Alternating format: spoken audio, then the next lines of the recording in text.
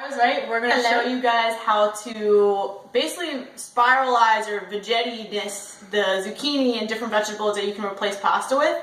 We got two different methods, and then we'll show you a really quick recipe, and then you can make it either for the rest of the week or maybe next week or whatever, put it on your menu. But this is Cleopatra, she's our special guest. Yes, she's just come in since Coda wasn't here. You can see she's excited. Special sous chef. Alright, so we got first thing, zucchini. I'm going to just wash my hands real quick since I just had my hands on the dog.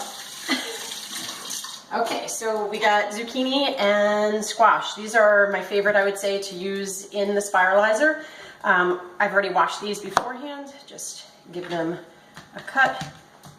So there's, like Courtney mentioned, there's a couple of different kinds of spiralizers. So I'm going to start with the one that I have. Got this at Bed Bath Beyond. I've seen it at Wegmans. It's around 25-30 bucks, so really affordable. And basically, after you cut your... So you have to cut it in half to use yeah, this one? I do. I like it because it makes it more manageable. Okay. So that way it just makes it manageable to use. Now, it does come with a couple of different options on spiral. This one is the thick spiral that you can slide in, and you see down here it's got ribbon cut and thin spiral. So you could make it like angel hair pasta if you want, or a little bit thicker. I like the thicker spiral. So you just go ahead and wedge this in there. And there's other little devices that kind of help along. Yeah, a bowl would be good. You could grab that. Grab a bowl. Grab a bowl. Usually you do that in advance. Thanks. And spiral away. So then just give some variety out. Spiralize the next one. The sous chef. It's really minimal. It's minimal effort here to get this spiralized in no time. So there's a lot of recipes that I just put one up today actually for a peanut sauce with Thai meatballs, and I suggest that the peanut sauce get tossed over the veg noodles, so that's why we thought we would do this demo today. Perfect. All right, then I just got this one for Christmas, right? This one was like, I don't know, I guess $7 or $8 from Bed Bath & Beyond. And it's pretty good, so I have a little bit of a smaller one, but you basically just kind of crank it in there. This is like the Stone Age style.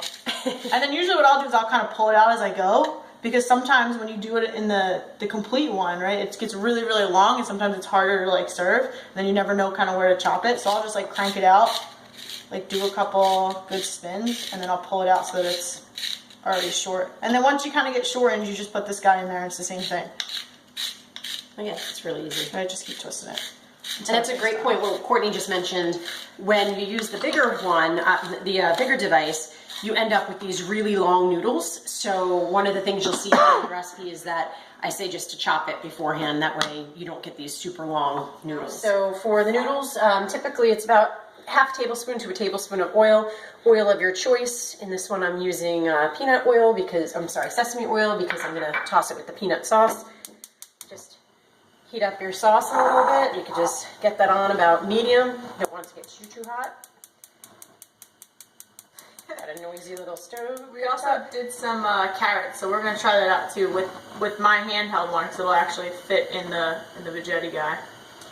Okay, and then all the noodles, you see they got a really cool spiralized appearance. Hear them sizzle. Takes just minutes for this to cook. It goes really quick. You don't want to overcook them because they will get soggy. One of the things about the veggie noodles too is they're better to eat that day or maybe one day later. If you let them sit too long, they end up getting too soggy. But what you can do is spiralize the noodles early in the week and just leave them in the uncooked in a Tupperware, and they'll last that way. But it's just once they're cooked, they just get a little bit too soggy after they sit too long. So you just want to make sure that the oil coats everything, and they're just going to start to wilt, get a little bit soft.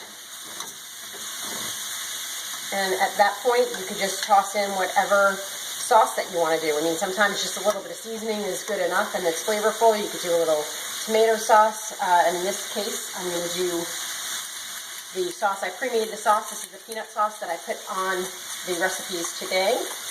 Just some balsamic, some peanut butter or almond butter, It's a little bit of ginger, honey, and soy sauce, and it's delicious. We're back. You see, this is kind of what it looks like. Everything wilted down. You have a little bit of sauce still at the bottom.